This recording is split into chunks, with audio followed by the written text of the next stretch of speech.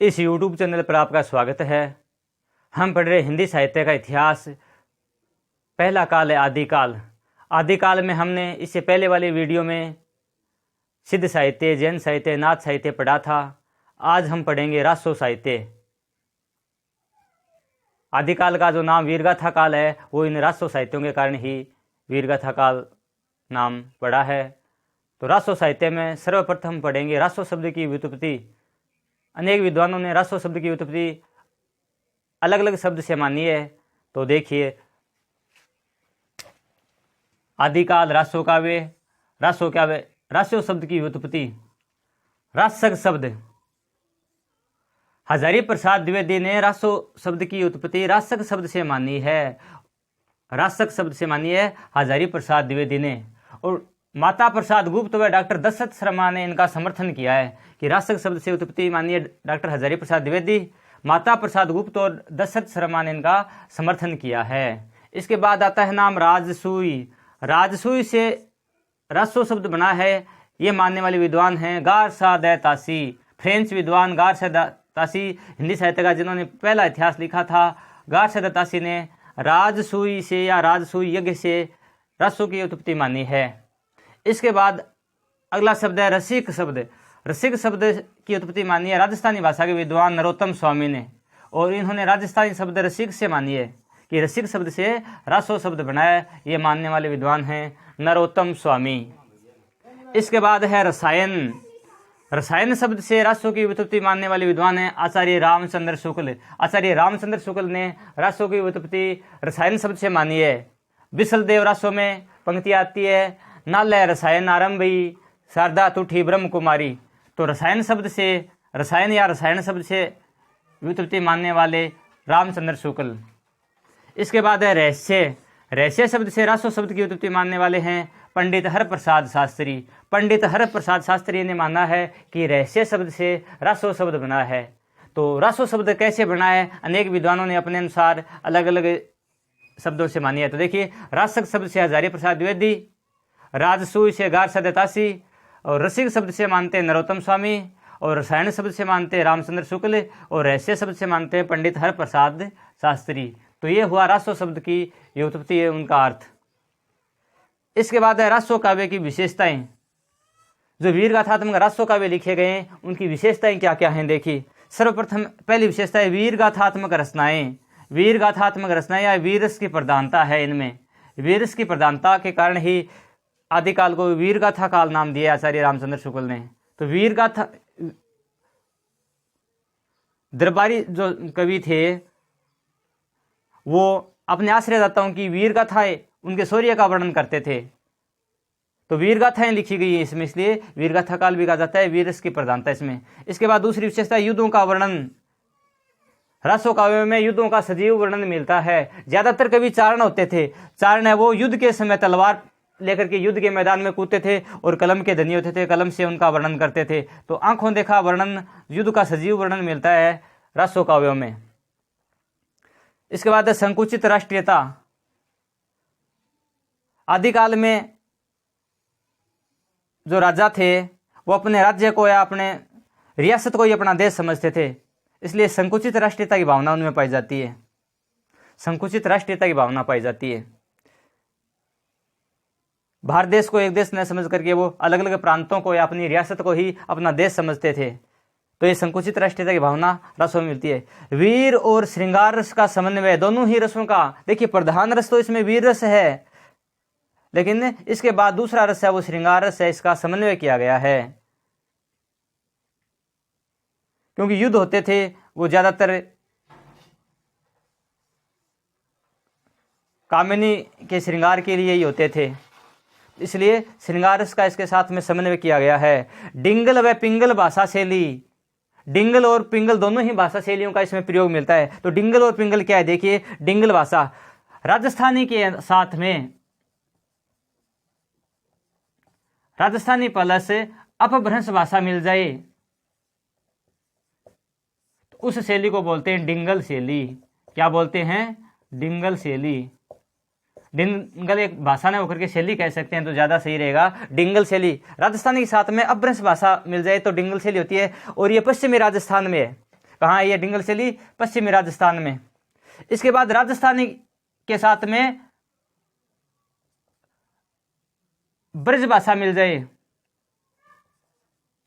राजस्थान के साथ में ब्रज भाषा मिल जाए तो पिंगल बनती है। कौन सी शैली बनती है? पिंगल। और ये पिंगल शैली है ये पूर्वी राजस्थान में है। डिंगल शैली पश्चिमी राजस्थान में और पिंगल शैली है वो पूर्वी राजस्थान में। तो राजस्थान के साथ में ब्रज भाषा मिल जाए तो पिंगल। तो डिंगल और पिंगल दोनों ही भाषा शैलियों का इसमें प्रयोग किया गया है। इसके बाद छठी विशेषता ऐतिहासिकता के साथ में कल्पना का संयोग। इनके पात्र ज्यादातर ऐतिहासिक हैं, रासो काव्यों के पात्र ऐतिहासिक हैं, लेकिन ऐतिहासिकता के साथ कल्पना का भरपूर प्रयोग किया गया, इसमें खूब प्रयोग किया है कल्पना का। तो ऐतिहासिकता के साथ कल्पना का प्रयोग इनमें मिलता है। प्रबंध व मुक्तक काव्य रूप, दोनों ही काव्य रूपों में रासो काव्य लिखे गए। पृथ्वीराज रासो जैसी प्रबंध काव्य, जिसको हिंदी का प्रथम महाकाव्य कहा जाता है, और मुक्तक काव्य बिसल देव रासो जैसी रचना वो मुक्तक काव्य का उदाहरण है। तो प्रबंध और मुक्तक काव्य दोनों ही इसमें लिखे गए हैं। तो ये थी रासो काव्य की विशेषताएं। एक बार फिर दोहराते हैं। वीर गाथात्मक या वीरस प्रधान रचनाएं हैं, युद्धों का सजीव वर्णन है, संकुचित राष्ट्रीयता है, वीर और श्रृंगार रस का समन्वय है, डिंगल व पिंगल भाषा शैली का प्रयोग किया गया है, ऐतिहासिकता के साथ कल्पना का संयोग है, प्रबंध व मुक्तक काव्य रचना लिखी गई है। तो ये है रासो काव्य की विशेषताएं। अब आदिकाल के जो प्रमुख रासो ग्रंथ हैं वो देखिए। आदिकाल के प्रमुख रासो ग्रंथ कौन कौन से हैं और उनके कवि और उनका समय। सर्वप्रथम नाम आता है पृथ्वीराज रासो। पृथ्वीराज रासो लिखा है चंद बरदाई ने। पृथ्वीराज रासो लिखा है चंद बरदाई ने और उनका समय है 12वीं शताब्दी। पृथ्वीराज रासो का समय क्या है? 12वीं शताब्दी। इसके बाद नाम आता है हमीर रासो। हमीर रासो के कवि हैं सारंगधर। हमीर रासो के कवि हैं सारंगधर और इसका समय है 1357 विक्रम संवत। 1357 विक्रम संवत। इसके बाद नाम आता है विजयपाल रासो। विजयपाल रासो के कवि हैं नल सिंह। नल सिंह ने लिखा है विजयपाल रासो और 1355 विक्रम संवत की यह रचना है। इसके बाद नाम आता है खुमान रासो। खुमान रासो के कवि हैं दलपति विजय। खुमान रासो के कवि हैं दलपति विजय और यह रचना 13वीं सदी की है। कौन सी सदी की है? 13वीं सदी की। इसके बाद आता है परमाल रासो। परमाल रासो के कवि हैं जगनिक। इसका रचना समय वो ज्ञात नहीं है। परमाल रासो है वो जगनिक कवि की रचना है। और बिसल देव रासो। बिसल देव रासो नरपति नालय की रचना है। बिसल देव रासो के रचयिता हैं नरपति नालय और इसका समय 1212 विक्रम संवत माना है। 1212 विक्रम संवत माना है। और इसके बाद है बुद्धि रासो। जलहन कवि ने लिखा है। बुद्धि रासो लिखा है जलहन कवि ने। तो ये 7 प्रमुख रासो ग्रंथ हैं वो लिखे गए आदिकाल में। इन रासो ग्रंथों के कवि का नाम याद नहीं रहे तो इसका एक ट्रिक है, शानदार ट्रिक है। इस ट्रिक के द्वारा हम याद रख सकते हैं। क्या है? एक ट्रिक है। ट्रिक ये याद रखना है कि पृथ्वी चंद हमेशा विजय नाल खुद पर जग 20 नर। पृथ्वी चंद हमेशा विजय नाल खुद पर जग 20 नर। ये ट्रिक याद रखना है। पृथ्वी चंद का अर्थ हो जाएगा पृथ्वीराज रासो चंद्र बरदाई का लिखा हुआ है 1 नंबर। हमेशा का अर्थ होता है हमीर रासो। हमें का अर्थ हमीर रासो, सा का अर्थ सारंगधर 2 नंबर हमीर रासो सारंगधर का लिखा हुआ है। विजय नल का मतलब होता है विजयपाल रासो नल सिंह का है 3 नंबर हो गया। विजयपाल रासो नल सिंह का विजय नाल। खुद का अर्थ हो गया खुमान रासो दलपति विजय का। खू का अर्थ खुमान रासो, दय का अर्थ दलपति विजय। तो खुमान रासो दलपति विजय का है तो खुद। पर जग का अर्थ हो गया परमाल रासो जगनिक का है तो पर जग का मतलब हो गया परमाल रासो जगनिक का है। बिसल देव रासो नरपति नाल आएगा तो 20 नर का मतलब हो गया बिसल देव रासो है वो नरपति नाल का है तो 20 नर। तो पृथ्वी चंद हमेशा विजय नाल खुद पर जग 20 नर। ये ट्रिक याद रखना है। इस ट्रिक के द्वारा हम आसानी से इन कवियों को याद कर सकते हैं। तो एक बार फिर देखिए। पृथ्वीराज रासो चंद बरदाई पृथ्वी चंद। हमीर रासो सारंगधर हमेशा। विजयपाल रासो नल सिंह विजय नल। खुमान रासो दलपति विजय खुद। परमाल रासो जगनिक पर जग। बिसल देव रासो नरपति नाल है तो 20 नर। ये ट्रिक के द्वारा हम ये याद रख सकते हैं।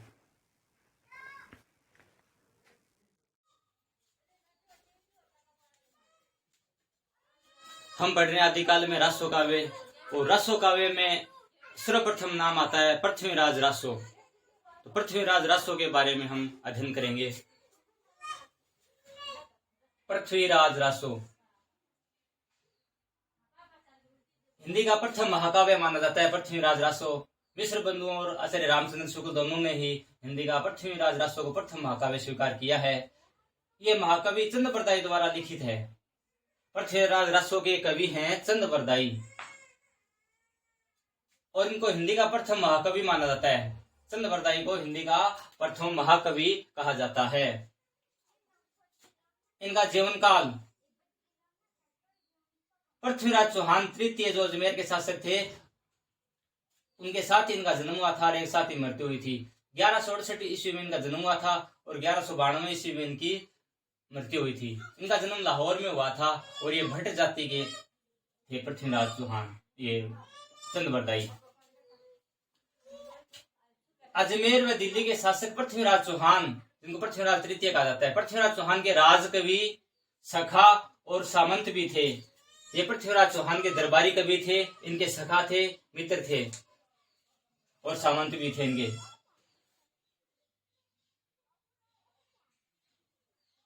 इनको साहित्य के साथ साथ कई भाषाओं का ज्ञान था, राजनीति का ज्ञान था, पुराण और कुरान का ज्ञान था। तो देखिए इनकी उक्ति है चंद बरदाई की, उक्ति धर्म विशालस्य राजनीति नवरसम षट भाषा पुराणम कुरानम कथितम मया। यानी धर्म, राजनीति, नवरस, साहित्य, षट भाषा, पुराण, कुरान आदि में ये पारंगत थे।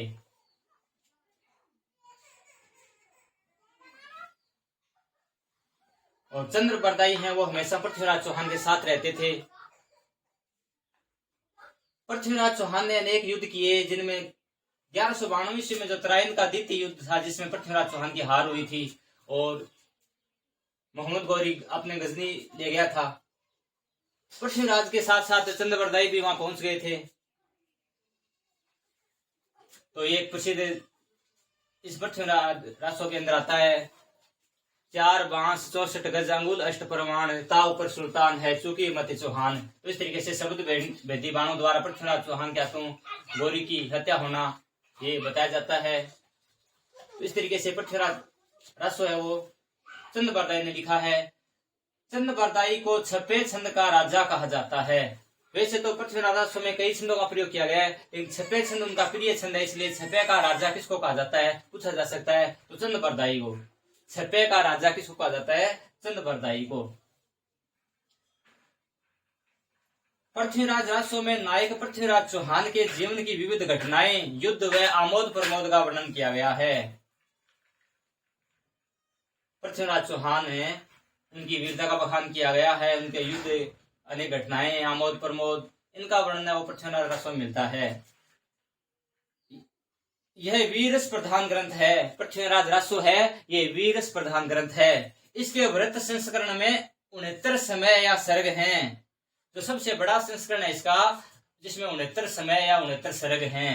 तो प्रश्न पूछा जा सकता है पृथ्वीराज रासो के वृत्त संस्करण में कुल कितने सर्ग या कितने समय हैं। सर्ग को इसमें समय कहा गया है, तो 69 समय हैं इसमें। इसमें जो प्रमुख छंदों का प्रयोग किया गया है वो देखिए, पृथ्वीराज रासो के अंदर छप्पे, दुहा, तोमर, त्रोटक, गाहा, आर्या आदि छंदों का प्रयोग किया गया है। कौन कौन से? छप्पे, दुहा, तोमर, त्रोटक, गाहा और आर्या।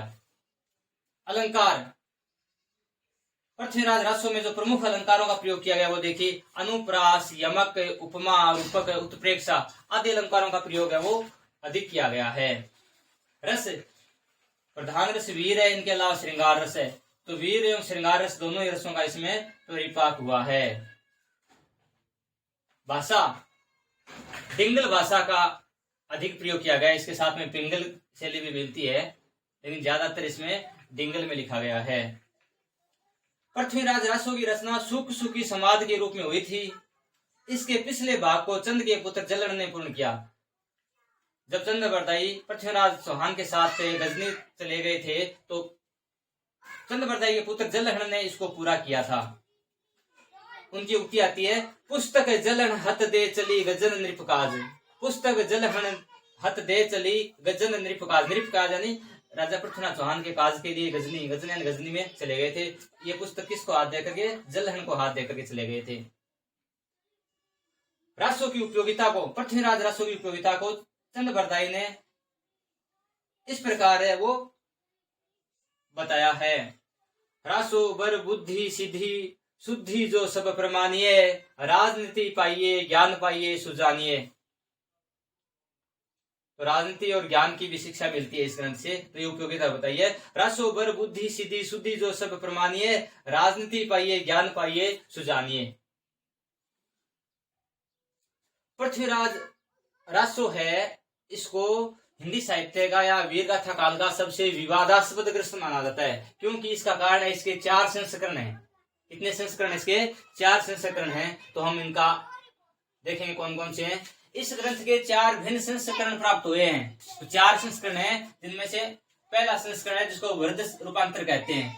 वृहद रूपांतर है, इसमें 69 समय है, 16,306 छंद है और नागरी प्रचारणी सभा काशी द्वारा प्रकाशन हुआ। इसका नागरी प्रचारणी सभा काशी द्वारा वृहद रूपांतर का संस्करण का प्रकाशन हुआ। इसमें 69 समय है और 16,000 से अधिक छंद हैं इसमें। और जिन विद्वानों ने प्रमाणिक माना है पृथ्वीराज रासो को, वो इसी वृहद रूपांतर को प्रमाणिक मानते हैं। ये जो वृहद रूपांतर है इसी को प्रमाणिक मानते हैं। इसके बाद में दूसरा है मध्यम रूपांतर। मध्य रूपांतर में 36 समय है और 7,000 छंद हैं। मध्यम रूपांतर में 36 समय या सर्ग हैं और 7,000 छंद इसमें हैं। इसके बाद है तीसरा लघु रूपांतर है। लघु रूपांतर में 15 सर्ग या समय है और 3500 छंद हैं। और सबसे छोटा है जो लघुतम रूपांतर है, इसमें 10 समय या सर्ग हैं और 1400 छंद हैं। तो ये 4 रूपांतर हो गए, वृहद रूपांतर, मध्यम रूपांतर, लघु और लघुतम रूपांतर। 4 संस्करण होने के कारण ही इसको संदेहास्पद माना जाता है। अब है पृथ्वीराज रासो की प्रमाणिकता। कई विद्वान मानते हैं कि पृथ्वीराज रासो प्रमाणिक है, कई मानते हैं अप्रमाणिक है। तो पृथ्वीराज रासो की प्रमाणिकता के बारे में अनेक विद्वानों के 3 वर्ग बन गए हैं। एक वर्ग मानता है इनको प्रमाणिक, और दूसरा वर्ग मानता है अप्रमाणिक, और तीसरा वर्ग मानता है अर्ध प्रमाणिक। तो तीनों वर्गों का हम अध्ययन करेंगे। प्रथम वर्ग है जो रासो को प्रमाणिक मानते हैं। प्रमाणिक मानने वाले हैं, ये वृहद रूप को प्रमाणिक मानते हैं। प्रमाणिक मानने वाले हैं जो बड़ा रूप है जिसमें 69 समय है, इस रूप को प्रमाणिक मानते हैं। ये तो देखिए इसमें कौन कौन से विद्वान आते हैं। डॉक्टर श्याम सुंदर दास, Mohanlal Vishnulal Pandya, Mishra Bandhu, colonel James Tod, Motilal Menaria, ये विद्वान हैं। ये पृथ्वीराज रासो को प्रमाणिक रचना मानते हैं। तो देखिए कौन कौन से हैं। डॉक्टर श्याम सुंदर दास, मोहनलाल विष्णुलाल पांड्या, मिश्र बंधु, कर्नल टोड, मोतीलाल मेनारिया, ये विद्वान हैं। वो सभी प्रथम वर्ग में आते हैं जो इसको प्रमाणिक रचना मानते हैं, वृहद स्तर को, वृहद रूपांतर को प्रमाणिक मानते हैं। इसके बाद दूसरा जो आता है, द्वितीय वर्ग आता है, वो इसको अप्रमाणिक मानते हैं, यानी ये प्रमाणिक नहीं है। इसमें आते हैं रामचंद्र शुक्ल, गौरी शंकर हीराचंद ओझा, कविराजा श्यामल दास, डॉक्टर वुल्लर, मुंशी देवी प्रसाद, रामकुमार वर्मा और मुरारी दान, ये विद्वान हैं। ये द्वितीय वर्ग में आते हैं जो अप्रमाणिक मानते हैं, यानी ये प्रमाणिक नहीं है, इसको अप्रमाणिक मानते हैं। आचार्य रामचंद्र शुक्ल ने तो कहा है यह पूरा ग्रंथ वास्तव में जाली है, यह पूरा ग्रंथ वास्तव में जाली है, ये कथन है वो रामचंद्र शुक्ल का है। और भाषा के लिए भी कहा है रामचंद्र शुक्ल ने, भाषा की कसौटी पर कसते हैं तो हमें निराश होना पड़ता है। इस ग्रंथ को भाषा की कसौटी पर कसते हैं तो हमें निराश होना पड़ता है, क्योंकि इनकी भाषा बेठिकाने है। ये शब्द है रामचंद्र शुक्ल के हैं, इसलिए वो क्या है, जाली कहकर के इसको अप्रमाणिक मानते हैं। रामचंद्र शुक्ल के अलावा जो इतिहासकार गौरी शंकर हीराचंद ओझा हैं, वो इसको अप्रमाणिक मानते हैं। कविराजा श्यामल दास है, डॉक्टर वुल्लर हैं, मुंशी देवी प्रसाद है, रामकुमार वर्मा और मुरारीदान, ये सभी इसको अप्रमाणिक रचना मानते हैं। इसके बाद में तीसरा वर्ग है जो इसको अर्ध प्रमाणिक मानते हैं। तीसरे वर्ग के जो विद्वान हैं इसको अर्ध प्रमाणिक मानते हैं। इनमें आते हैं मुनि जिनविजय, हजारी प्रसाद द्विवेदी, दशरथ शर्मा, डॉक्टर सुनीति कुमार चटर्जी, अगरचंद नाहटा। कौन कौन से विद्वान है तृतीय वर्ग में जो अर्ध प्रमाणिक मानते हैं? मुनि जिनविजय, हजारी प्रसाद द्विवेदी, दशरथ शर्मा, डॉक्टर सुनीति कुमार चटर्जी, अगरचंद नाहटा। इनकी मान्यता है कि पृथ्वीराज चौहान के दरबारी कवि चंद बरदाई ने ही पृथ्वीराज रासो लिखा, किंतु उसका मूल रूप आजकल उपलब्ध नहीं है। इनका तर्क है कि लिखा तो चंद बरदाई ने है पृथ्वीराज रासो, लेकिन इसका मूल रूप है वो आजकल उपलब्ध नहीं है, इसलिए इसको हमें अर्ध प्रमाणिक मानते हैं। तो ये अर्ध प्रमाणिक मानने वाले विद्वान हैं। इस तरीके से ये पृथ्वीराज रासो के बारे में महत्वपूर्ण बातें हमने पढ़ी, इसका अध्ययन किया।